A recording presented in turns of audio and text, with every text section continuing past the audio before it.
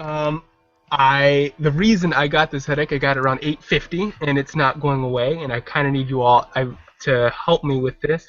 Okay. Is what has happened in the Hillary campaign over the past hour. Well, Uh, hour. the the transcript was released of Hillary's interview with Rachel Maddow that was going on while this was going on, and the GOP debate going on, which I really don't care about anymore, because I think what she just said is more damaging to the Democratic Party and more craven than anything the GOP could have just said. She essentially, through these two links I sent to a few of you on Twitter before, after her surrogates had been saying Bernie was leveling a negative ad on her because he was contrasting his Wall Street policy with hers. And Rachel asked her, "What are you talking about?" essentially, very nicely, after even Chuck Todd said that was not a negative ad, and this looks like them panicking and they should stop. And Hillary's argument for why it's a negative ad is basically it's not only an attack on her, and the quote starts now. I mean, basically, it's also a very direct criticism of President Obama, who, as you might recall, took a lot of money from the financial industry when he ran in 2008. That didn't stop him from fighting for the hardest regulations on Wall Street since the Great Depression, signing Dodd-Frank, getting everything he could out of the Congress at the time, so there is a difference. And continues on to not only say that Bernie is attacking Obama by fighting for more Wall Street reform, that anyone who suggests something beyond Dodd-Frank is attacking Obama on Wall Street reform. Wow. She did a similar attack with healthcare, Hmm. saying she is genuinely saying that Bernie wants to destroy the CHIP program, TRICARE, Medicare, and health exchanges for the military, and the Affordable Care Act. And she didn't even try to use the 50-state argument. She basically used the Chelsea Clinton argument that he's maybe will replace it, or maybe he's just a Republican now and just wants to get rid of health care for everyone. And this is so disgusting to me that I didn't understand Bernie or bust people, but I don't think I can vote for her in the general election if she won after what she just did. And the last part would be this being directly at Ben. That Bloomberg article that was mentioned by Chris Hayes right before this interview came out, specifically saying that the reason Elizabeth Warren has not endorsed Bernie and most likely will not this primary, to the point where most in the Senate say it's either she won't endorse at all or it's a question of when she will endorse Hillary Clinton. Her reasoning is she does not see Bernie as a general election candidate. That's what the message they're getting from her staff, that she does not see him as someone who can win, and so she's not endorsing right now or essentially indefinitely. And after what Hillary Clinton just said, particularly on Wall Street, if she endorses Hillary Clinton, Elizabeth Warren is essentially dead to me from a progressive stance. After she flirted with the whole, oh, they're all fighting for Wall Street reform, but if Hillary Clinton is essentially saying that anyone levying for campaign finance reform or getting rid of getting tougher on Wall Street beyond Dodd-Frank is attacking Obama to try and create a wedge issue and a trap that she thinks she can set to make black voters who hear attack on Obama when they get to the South and will turn on a Bernie if he gets any momentum, if she thinks just destroying any progress in Wall Street regulation is worth protecting her stance with her lead in minorities in this election, then she's not serious about Wall Street reform at all. And she doesn't care and has no intention of doing it. So, one, how am I supposed to support anything about Hillary Clinton's campaign? And how is Elizabeth Warren justifying any of this in her staying quiet? Hold that thought right there, Solomon. We got Patrick from Pembroke Pines on the phone. Patrick, welcome to the Benjamin Dixon Show. Go ahead with your question, my friend. Patrick, you're live on the air now. Go for it. Hey, guys. Good to be with you and good to be watching the show. Just want to make a quick comment on what Solomon is saying, because he's really hitting the point. And Ben, this is just to support what you've been saying for some time. you warned us that Hillary Clinton cannot be the standard bearer of progressivism. Mhm. And we are watching the redefinition of progressivism before our eyes. Because I actually watched the interview live, and the same thing caught my attention. And this is something that is really bothering me, because as a progressive, I'm watching this shift being accepted. And I'm a little lost as to how you combat that. So that was just my question I want to throw out there, and I'll just listen for your response. Thank you so much, Patrick, for your call. Solomon, I'm gonna let you jump in. You got a response from my friend Patrick?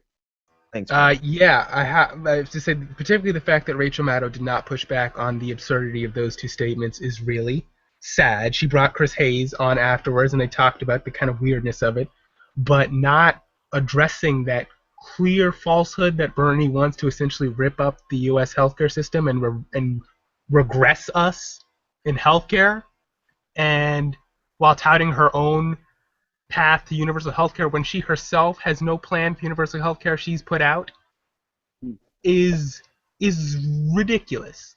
Just one quick question. When has Bernie ever said that he wants to break up anything other than the banks? That's just... Yeah. That's well said. That's well said. But I think this goes back to something that PJ was saying a little earlier about how at times we can throw a false narrative out there, and the false narrative can begin to catch traction. And this is a known Clinton issue, y'all. We remember when this same thing happened, I think South Carolina, a young senator named Barack Obama, and how Clinton was upset over what had taken place. So don't be surprised that she will go hardball on you, and I believe that's what she's doing now with Bernie, because she's understanding that if he continues to get momentum, this could be it for her, and it could be over faster than what she thinks. Solomon, you wanna come on and chime in on that? Yeah, I'm just reading the tail end of that Wall Street thing before, and it's still shocking me. Like, just quoting, Do me a favor, Solomon. I hate to cut you off, but I want you to read, and I'm looking at the quotes that you shared on Twitter. Could you read the portions that, because I think it's hard to believe, and we actually need to hear it. So which one, the Wall Street or the healthcare one? Both. Both? Okay. No, well, I'll start with the... Where you guys are reading from? Where's the article posted at?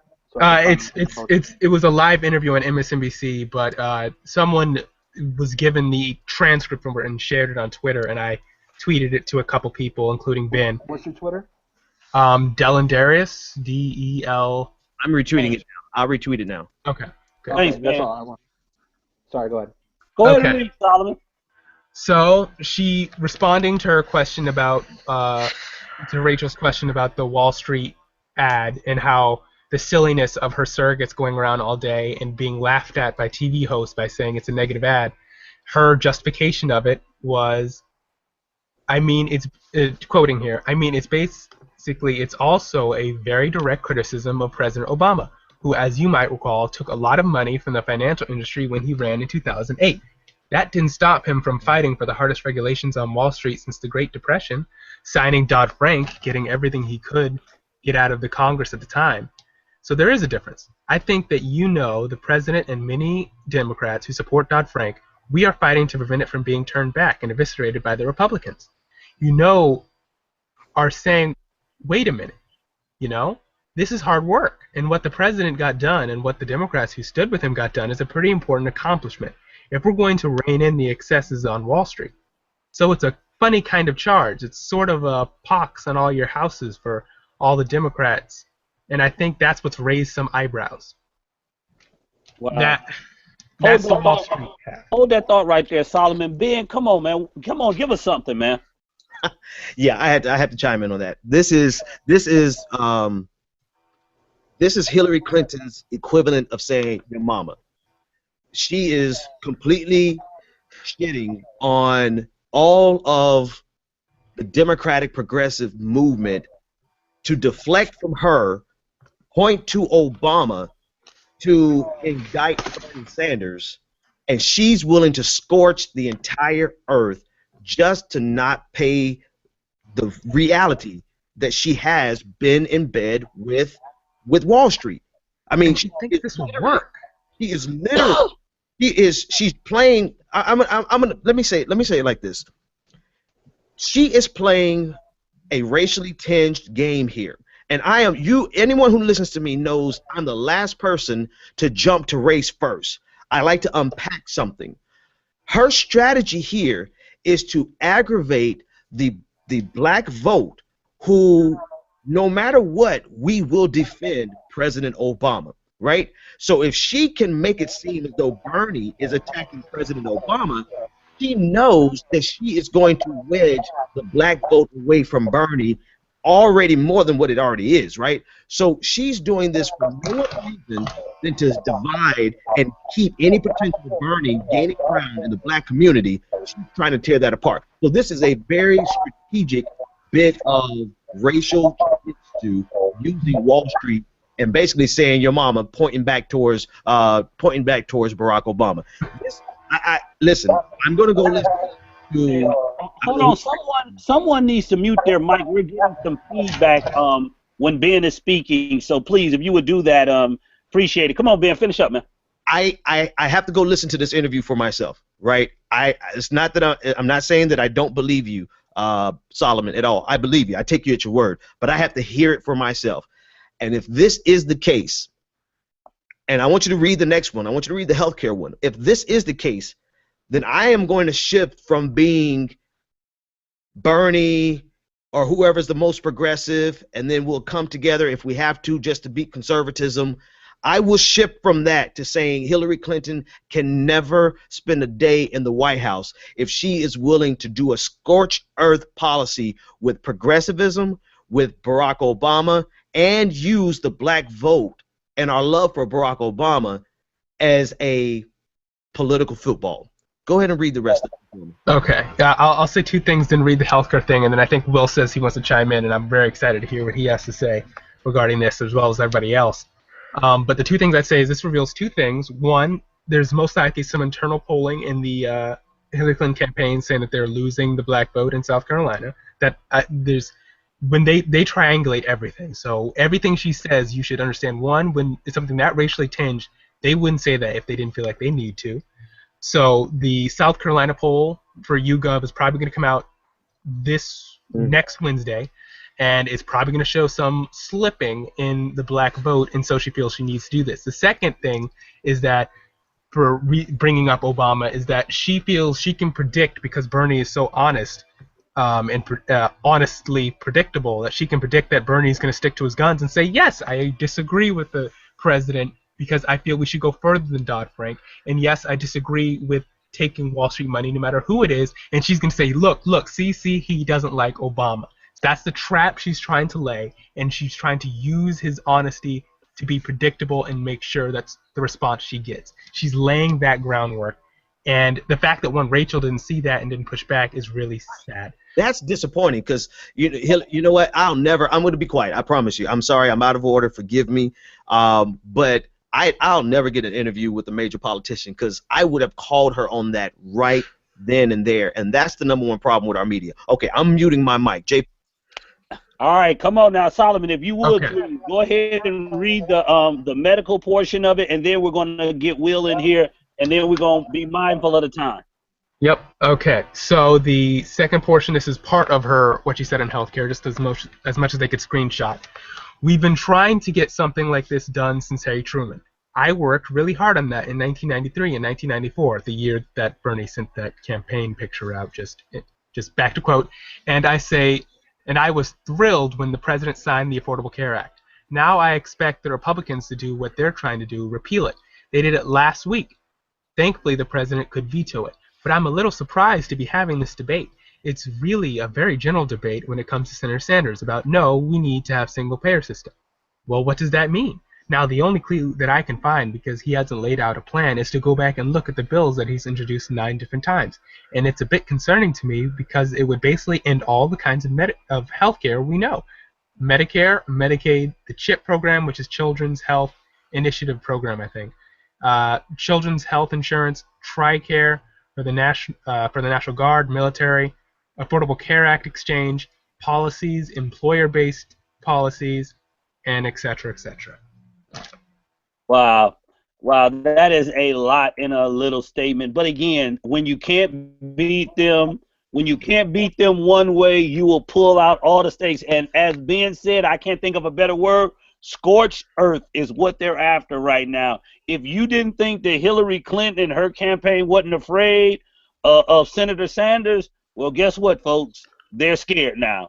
It's official. This has now become a political race. And our hope is that Bernie can offer some more Brooklyn out of them than Vermont. All right, Will, come on, bring it in.